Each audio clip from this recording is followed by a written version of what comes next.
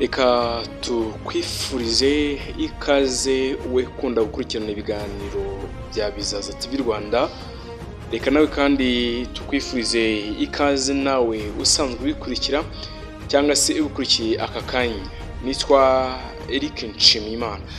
Kenshi umuryango ni umuryango uba ugizwe n'umugore n'umugabo, ukagirwa n'abana muri rusange. Umugore aba afite byinshi akora biri mu nshingano ze, n'umugabo kandi aba afite byinshi akora biri mu nshingano ze. Gusa ibyo byose aho bihurira ni mu kubaka urugo, ni mu gutuma umugore n'umugabo bagira ibyishimo. Intego y'ibyishimo, iherezo ry'ibyishimo. Akenshi burya ibyishimo bituruka kuba umugore yishimye, bigaturuka kuba umugabo nawe yishimye. Iyo umugore yishimye, umugabo akishima, n'abana burya barishimye. Ibyo dukunda kubirebera kuba habayeho icyo bita raporo sexuelle yagenze neza. Ese umugabo akenera umugabo ryari, umugabo akenera umugore ryari, cyangwa se umugore akenera umugabo ryari? Dore kuko baba barashakanye, cyangwa se n'abandi babashakanye byemewe n'amategeko, cyangwa se n'ukundi kuntu ukora imibonano mpuzabitsina mutarashakanye mu buryo dukunda kwita kwideburiya.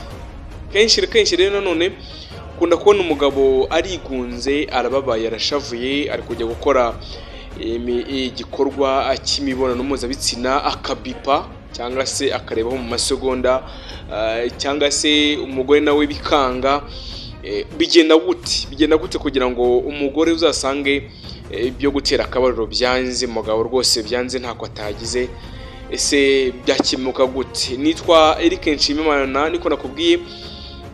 Iyi ni Bizaza TV Rwanda, muri kumwe ubuvumbuzi rero, siyanse, ubushakashatsi bucukumbuye ibijyanye n'ubuzima, ibijyanye n'urukundo n'ubuzima bw'abantu. Tuzagenda tubiguha, tuzagenda tubikubwira kugira ngo ujye umenya amakuru umunsi ku munsi. Rero nifuje ko twaganira uyu mugoroba aya masaha, umenye ibyo kurya by'ingenzi mu gutera akabariro neza, ku buryo iyo ubifashe ukafata amafunguro, si ngombwa ngo ujye kwa muganga, si ngombwa ngo muganga kwandikira ibinini n'ibi, oya, iyo wafashe amafunguro yagufasha. Dore rero ibyo tugiye kuganira muri uyu mugoroba byagufasha kugira ngo utere akabariro kawe neza kandi ugere ku byishimo ushaka. Muri iyi minsi rero usanga ikibazo kijyanye n'ubuzima bw'imyororokere giteje inkeke ahantu hose, ndetse kandi biri mu bisenya ingo nyinshi cyane, ndetse kandi ikanazana gucana inyuma hagati y'abashakanye. Nyamara si ikibazo cyakabaye kigera kuri urwo rwego, kuko gutera akabariro bifite ibyo kurya wafungura bikaba byabigufashamo cyane, ukajya kandi ubikora neza kandi ugashimisha umugore wawe, cyangwa se ugashimisha umugabo wawe. Ibyo kandi iyo umaze kubikora bigufasha kugira ubuzima bwiza, umubiri ukaba fit, ukaba ufite fitness iri hejuru cyane. Nubwo kandi iyo byarenze igipimo hitabazwa imiti yo kwa muganga, ariko niba ushaka gukomeza kugira ingufu mu buriri ndetse no gushimisha neza uwawe, hari amafunguro y'ingenzi utagomba kubura kugira ngo agufashe guhorana ingufu za kigabo, kumva urashikamye ku buryo umugore wawe azishima ati mbega umugabo mwiza, wa musore n'ukuri urakomeye, ku buryo igihe cyose ahora kwifuza. Ibyo kurya rero by'ingenzi bifasha mu gukora imibonano mpuzabitsina neza cyane, kandi ukabona umugore arazana amavangingo atemba neza, umugabo nawe ari gukora n'ingufu neza kandi yumva anishimye cyane. Nicyo bita flaxseed rero ni imbuto, ni seed cyangwa se ni imbuto zimeze gute? Ese wazibona he? Flaxseed rero izi ni imbuto, ni ubwoko mu gihugu cyacu zitahera, ariko kuzibona birashoboka cyane kuko ubuhanirane bwateye imbere cyane, kandi kuba wahahira muri Uganda, ukahahira muri Repubulika Demokarasi ya Kongo, Uganda, Tanzania n'ahandi, uko kuhahira byagufasha kuhabona n'izi mbuto. Flaxseed rero, izi mbuto zikungahaye ku binure bya omega acid, bikaba ari ingenzi cyane mu gutuma amaraso atembera neza mu myanya ndangagitsina n'ahasigaye hose umubiri wawe, ku buryo rwose wumva umeze neza. ibinure bya omega kandi gatatu kandi ni ingenzi mu ikorwa ry'umusemburo wa testosterone. Uyu musemburo kandi ukaba ugenda ugabanyuka cyane uko umugabo akura, uko imyaka igenda izamuka iyi testosterone igenda isubira inyuma. Niyo mpamvu rero izi mbuto zari ingenzi ku bantu bakunze kurenza akabiri bato cyane. Urumva ukumva muracyari bato cyangwa se abakiri bato cyane ukumva umubiri wawe umeze neza.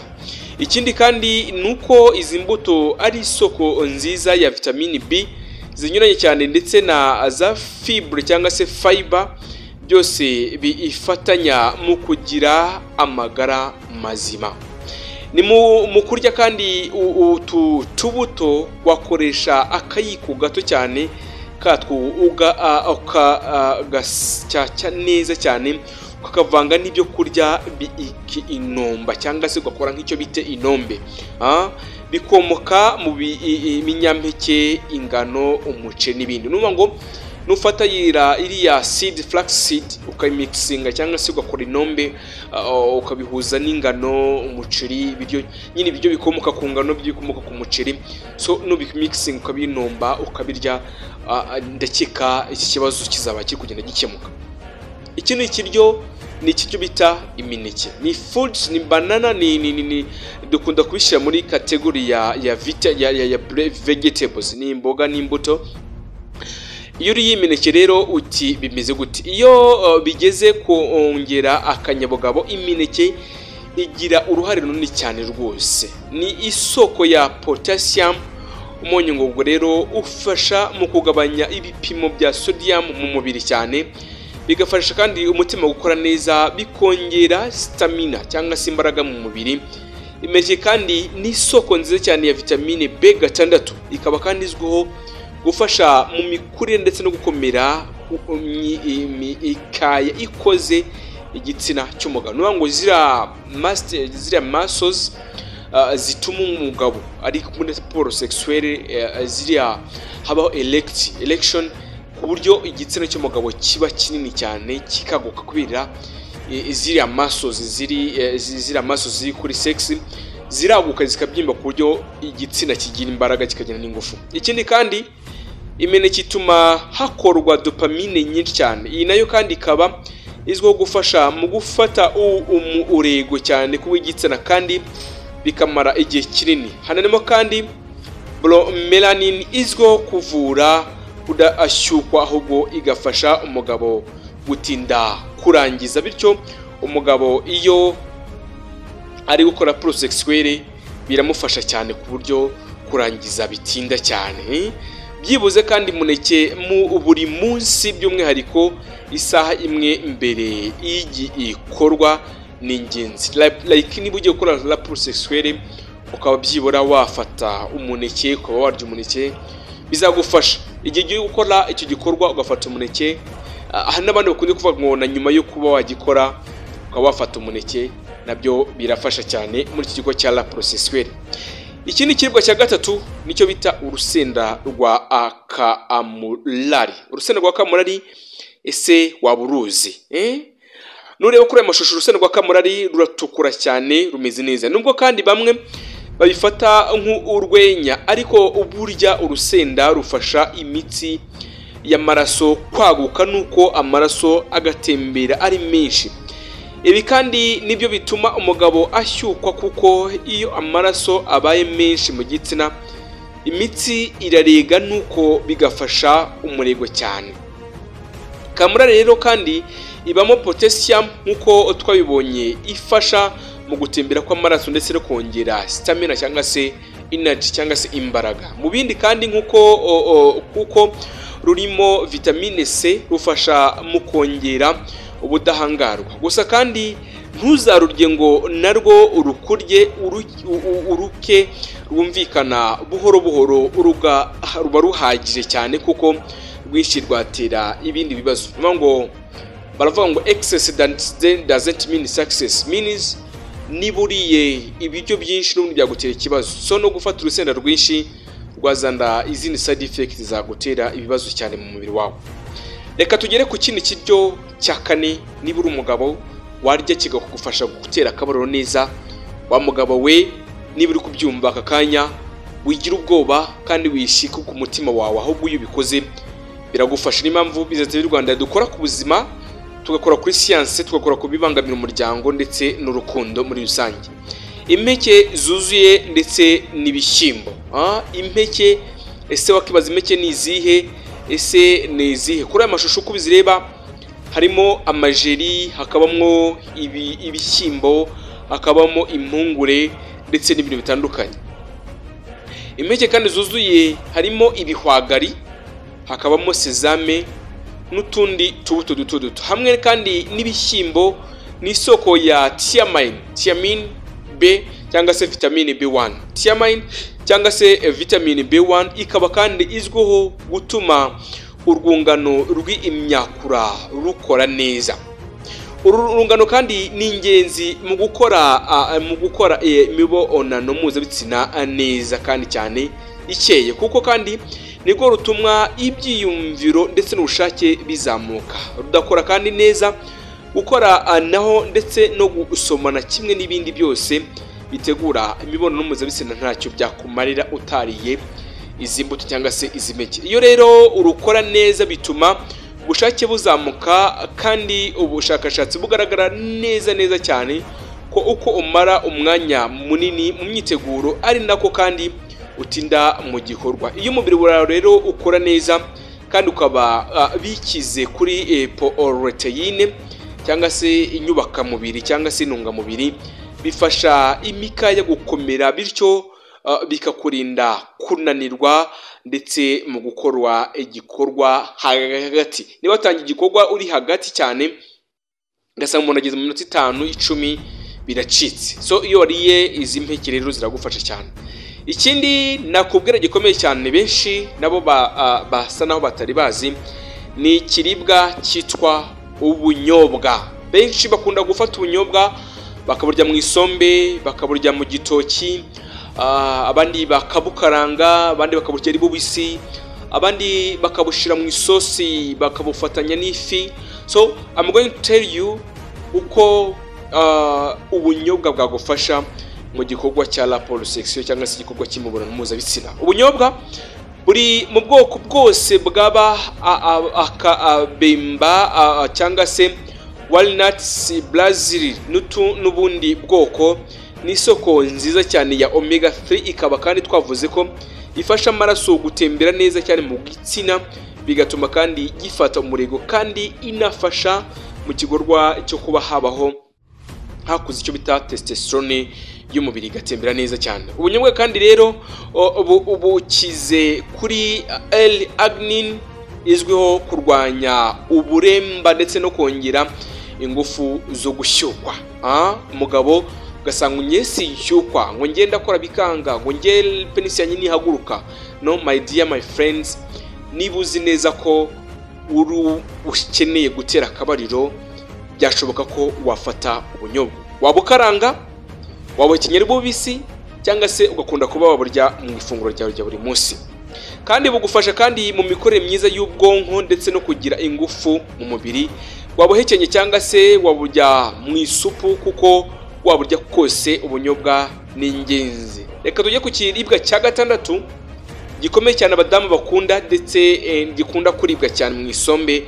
Tungurusumu ni ikiribwa gikomeye cyane. Ni imbuto cyangwa se ni imboga zagufasha mu kuba wagira isoko yo gutera akabariro neza cyane. Nubwo kandi bamwe bayishinja ko ihindura umwuka wo mu kanwa, ngo wavuga ukanuka cyangwa se ngo wavuga ukanukira abandi bantu bari kurya cyangwa se, ariko tungurusumu ni ingenzi cyane mu gufasha abagabo bashaka gukosora, kugira icyo bikosora no kujya bita gusohora mu buriri.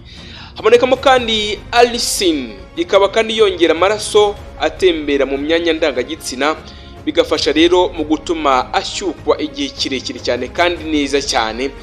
Tungurusumu kandi irwanya cholesterol mbi cyane, nuko igafasha amaraso gutembera. Cholesterol ni kimwe mu binyabitabire bikunda kuba biri mu mubiri, then bikunda gutuma gushyukwa bigabanuka cyangwa se no kugira imbaraga. Si ngombwa kandi nyinshi cyane utete 4 ku munsi turahagije twagufasha mu gutera akabariro kawe neza cyane. Hakaba icyo bita shokora yirabura. Benshi bakunda kuvuga ngo shokora ni iz'abagore ni iz'abakobwa, ni shokora ziribwa n'abana babies bagezweho. No, ariko my dear, let me tell you, niba ushaka kurya ikiribwa neza, niba ushaka kurya gutera akabariro neza, umugore akakwishimira, umukobwa mwawe yakishima kumva kuri umusore, shokora nayo ni ingenzi. Shokora yirabura cyangwa se ijya kuba nka black chocolate, it's better for you to make sexual intercourse. Nubwo atari byiza rero kurya shokora nyinshi, ariko iyirabura ni ingenzi cyane mu gutuma ugira akanyabugabo. Irimo rero serotonin ifasha imikorere myiza y'urwungano rw'imyakura. Hakaba kandi irekurwa ry'imisemburo yo kumva umeze neza iva mu bwoko kandi cyangwa se ivubura mu bwonko. Ibi kandi byongera iruba cyangwa se ndetse bikanongera kuryoherwa ndetse no gushimisha n'imibonano mpuzabitsina. Gusa nyine nkuko tubivuze, si byiza kurya nyinshi cyane, agace gato karahagije kuba wakarya ugakora imibonano mpuzabitsina neza cyane kandi utuje. Ngayo nguko rero, niba ushaka rero kuba komeza gushimisha umugore wawe, ukomeza gushimisha umusista muri kumwe, nyamuneka gerageza kugana amafunguro kandi abizi ntagahenze. Igitunguru se kiguza ngahe? Tungurusumu nagirinze amafaranga 300. Wenda iyi flaxseed ni ishobora kuba yakugora kuyibona, ariko nayo wayibajije mu masoko ziba zihari. Imineke nayo hafi ngo bihari. Anyway, muri cyo ari wose wawukoresha, yaba za Gros Michel, Poyo cyangwa se kabara Masen, isibeti. Igitunguru se karuma, urusenda no gurura aho hafi. Ese waborwa n'iki kubura umuceri, ibishyimbo wabibona gute? Birahari hafi cyane, cyangwa se ubunyobwa burahari. Anyway, waburya mu isombe, waburya mu mboga, wabukaranga, wabuhekenya, buzagufasha cyane rwose. Nitwa Eric Nshimimana, nayindi ndeguza nawe ubutaha.